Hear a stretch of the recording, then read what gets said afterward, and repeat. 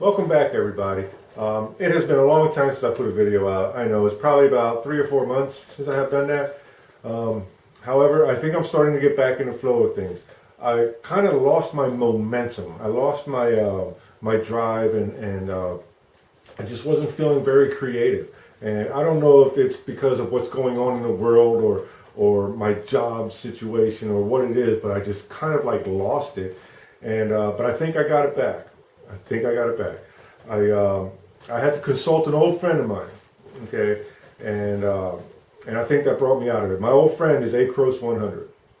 Love this film, best film I believe that was ever made at that speed. Yes, I don't have a lot left, but I had to get with him, and we went out and we did a few things. And what I also did is I took my Minolta 7000. I put it in manual, and I set it up at the sunny 16 rule, and it was a sunny day, and so I set the ISO at 100. I put my shutter speed at 1/125th of a second, and then I set the aperture obviously at 16. I shot a couple shots, and I really wasn't feeling it because I know how Acros 100 works. Okay, and so with that little bit of knowledge, I wasn't comfortable using the Sunny 16 rule. So I guess my question is, as you saw in the title, is it a rule or a suggestion, or is it a starting point? So in my personal case, I would take it as a starting point. If I were to shoot 400 film, then it'll probably become a rule until I understand the film that I am using, and then I can use the Sunny 16 as a jump off point, as a starting point.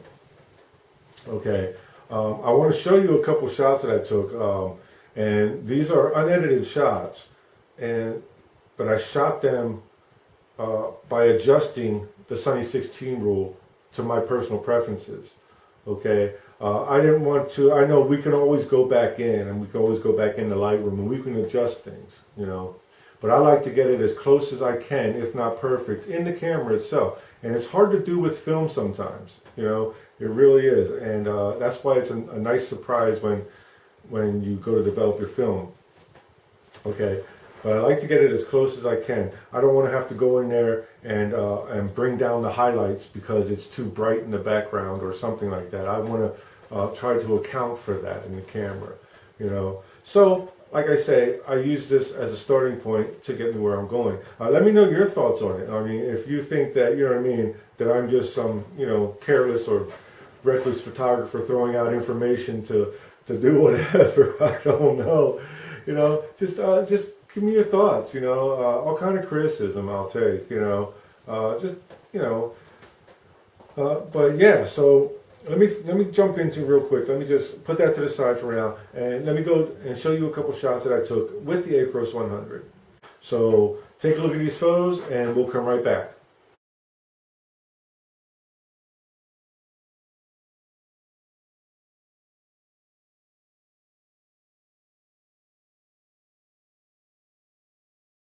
So what did you think? I liked the photo of the guy walking past the alley. I was actually in the alley in the shadows, okay? So it was kind of darker back where I was at, and it was brighter out on the street. I shot 3 shots. I changed the aperture for all 3. I also shot a male lady who came by, and that one actually wasn't so bad. Believe it or not, I didn't write it down, but if I had to guess, I would say that aperture setting from that guy walking across the alley there, I have to say that I believe it was around 8, an f8. Okay, only because I wanted to get the brick on the side of the wall, okay, because it was shiny. Okay, now being an f8, okay, I thought that the street out there with that truck passing by was going to be blown out totally, but it wasn't. I was actually pleasantly surprised that it wasn't. Okay, and like I say, you just have to experiment sometimes and try it. And if it happens, awesome. If it doesn't happen, not so bad. It's not the end of the world. You know, you can give it another shot. You know, I sat there and took 3 shots. You know, the one shot was just empty, nobody walking across, and no streets. Another thing you could do, and I actually did this in the very beginning when I started shooting film, because I still had a digital camera. What I would do is I would set the settings on the digital camera and take a shot, and I would look at it in the back of the camera, because that's what you do with digital. Okay, and I would say, you know what, that's kind of bright. Let me just change this and take another shot. Okay, now I'll use my film camera, but then I'll log it. You know what I mean, on a piece of paper or whatever. I'll log that shot. You know what I mean? And there's a difference between digital and film when it comes to using the Sunny 16 rule, but it's a good starting point. You know what I mean? When you first start out, if you have a digital camera, so that's a good reference point to go to. That being said, I think, you know, my opinion, it's a starting point, and it's a good starting point. It puts everybody right where they need to be to adjust and to start going forward. Now, there's a lot of these rules out there that we just take for granted sometimes. And I'm going to go over a couple of those in the next few weeks or so.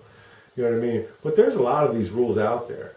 And I think that they need to be addressed. You know, I mean, a lot of people are doing these videos to explain the Sunny 16 rule, and they are all done correctly. They sound awesome, and it is so great that we have so many people contributing to the people who don't have as much knowledge or are just starting into it. Okay, and it's great. I just think that there's a second wave to it, like, you know, like this is a starting point rather than a rule. You don't have to do this, but it's a good place to start. So anyway, that's neither here nor there. So thanks for showing up. I'm gonna probably do something in the ways of I don't know, maybe the rule of thirds. You know what I mean? Do a little composition video. But anyway, I did load up my Mamiya C330 with some T-Max 100, and I'm gonna shoot that without my light meter, and I'm gonna shoot it straight with the Sunny 16 and adjust it like I was shooting acros. I'm not sure how T-Max works in that sense, but I'm going to find out if it's close enough to acros that I can run the same way that I do when I do it with acros. Okay, so I'm going to do that. But like I said, I'm going to come back with a composition video, and it's probably going to be on maybe the rule of thirds. But we'll see what happens when that gets here. Okay, so anyway, if you like the shirt, I'm going to put a link to it in the description, okay, if you like the shirt or not. Also, don't forget, if you want to reach me, my website, you can leave, if you leave a comment, if you want to go to my website, I'll have that also posted down in the description. Go check it out. I got a couple things there that are pretty nice, and these updated, okay, but go check out my website. It's not so bad. It's hiddencityphotography.net, and like I said, I'll leave a link down there for you. Okay, so thanks for showing up. Don't forget to like, share, and subscribe if you haven't already. And there's going to be so much more coming, because I'm going to try to keep my videos a little shorter, which means there's going to be more videos. Lucky you, and lucky me. All right, thanks for showing up. I'll see you next time.